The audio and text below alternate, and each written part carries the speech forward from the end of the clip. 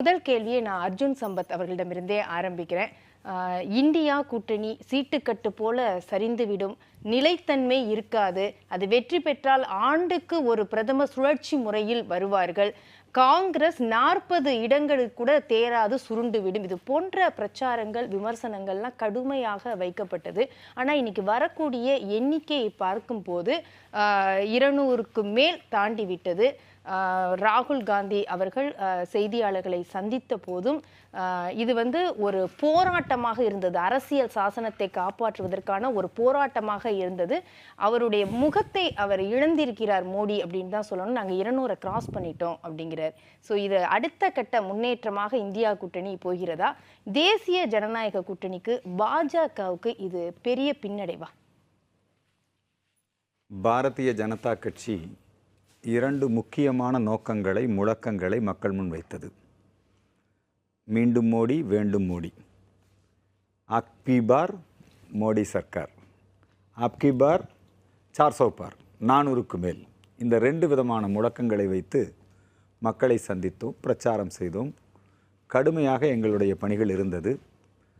கடந்த 10 ஆண்டுகளாக நரேந்திர மோடியினுடைய அரசாங்கத்தினால், பாரதிய ஜனதா கட்சியினுடைய அரசாங்கத்தினால் இந்த நாட்டு மக்களுக்கு நாங்கள் செயல்படுத்தியுள்ள திட்டங்கள், அது ஜன்தன் திட்டமாக இருக்கலாம், அதே மாதிரி எல்லா மக்களுக்கும் கழிவறை, குடிதண்ணீர், அனைவருக்கும் வீடு, இப்படி பல்வேறு வகையான மக்கள் நலத்திட்டங்கள், தொழிலில், கல்வியில், வேலைவாய்ப்பில், விஞ்ஞானத்தில், இப்படி அனைத்து துறைகளிலுமே இந்தியா முன்னேற்ற பாதையிலே நடைபோட்டது. இந்த கொரோனா மேனேஜ்மெண்ட், இதில் எல்லாத்துலேயுமே நம்முடைய அரசாங்கம் சாதனை படைத்தது. அதை மையமாக வைத்துத்தான் மோடியின் கேரண்டி, இதையெல்லாம் சொல்லி தான் மக்கள் மத்தியில் நாம் வாக்குகளை கேட்டோம். ஆனால் உத்தரப்பிரதேசம் போன்ற மிகப்பெரிய மாநிலத்தில் பாரதிய ஜனதா கட்சியினுடைய முதலமைச்சர் 2 முறை யோகி அவர்கள் அங்கே முதலமைச்சராக இருக்கின்றார். அந்த உத்தரப்பிரதேச மாநிலத்திலே இன்றைக்கு பாரதிய ஜனதா கட்சிக்கு ஒரு பின்னடைவு ஏற்பட்டிருக்கிறது. அங்கே நாங்கள் ஒரு 70 தொகுதிக்கு மேலே வரும்னு நினச்சோம். அங்கே இப்போ எங்களுக்கு 35லிருந்து 39 தொகுதிகள் தான் கிடச்சிருக்குது. அதே மாதிரி மேற்கு வங்க மாநிலத்திலும், இப்போ இந்தியாவில் அதிகமான நாடாளுமன்ற உறுப்பினர்களை வைத்திருக்கின்ற மாநிலங்கள் 3: உத்தரப்பிரதேசம், மராட்டியம், மேற்கு வங்கம். இந்த 3 இடத்திலுமே பாரதிய ஜனதா கட்சிக்கு இழப்பு ஏற்பட்டிருக்கிறது. என்ன காரணம்? காரணத்தை பற்றி நான் பின்னாடி சொல்கிறேன். இது அரசியலில் வெற்றி தோல்விகள், தேர்தலில் நம்முடைய வெற்றிகளை அதிகரித்து கொள்வது, இழப்பு, இதெல்லாம் சகஜம்தான்.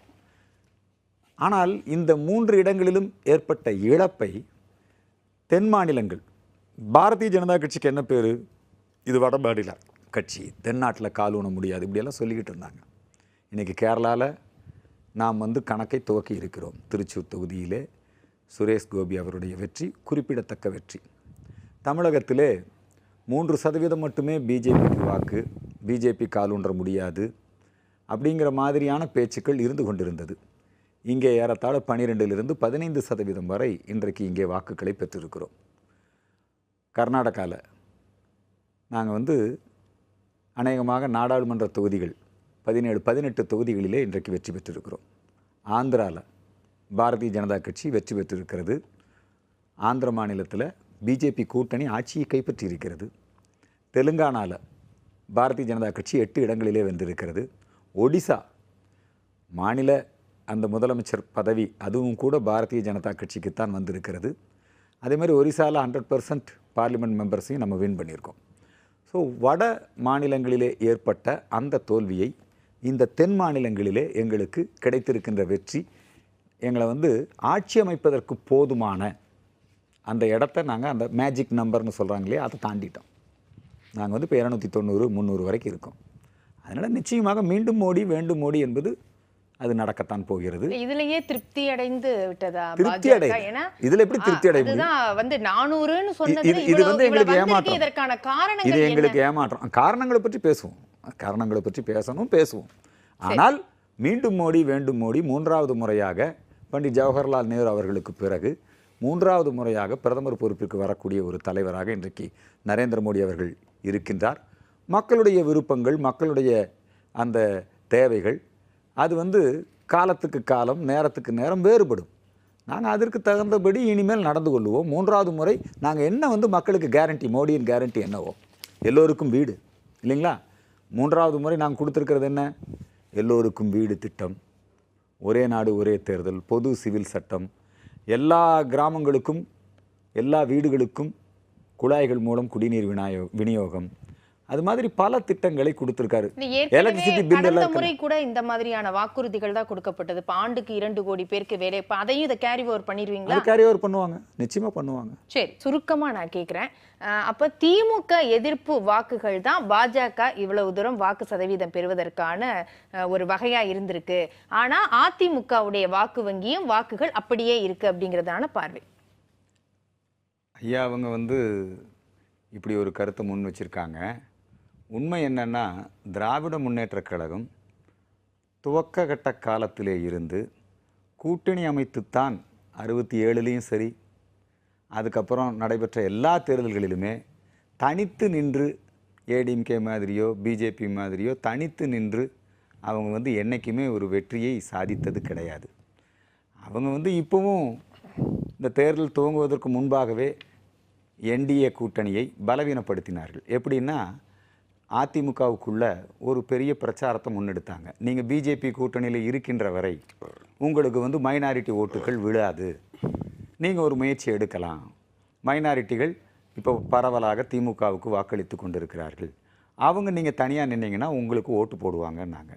எனக்கு தெரிஞ்சு இந்த தேர்தலில் தனியாக நின்னாங்க. எத்தனை பேர் மைனாரிட்டிகளுடைய ஓட்டுக்களை இன்றைக்கி அதிமுக வாங்கியிருக்குது அப்படின்னு எனக்கு தெரியல. அதுக்கப்புறம் இன்னொன்று என்ன சொன்னாங்கன்னா, பிஜேபியினுடைய வளர்ச்சி அதிமுகவை அழித்து விடும். இதெல்லாம் திமுக செட் பண்ண ஒரு நெரேட்டிவ், புரியுதுங்களா?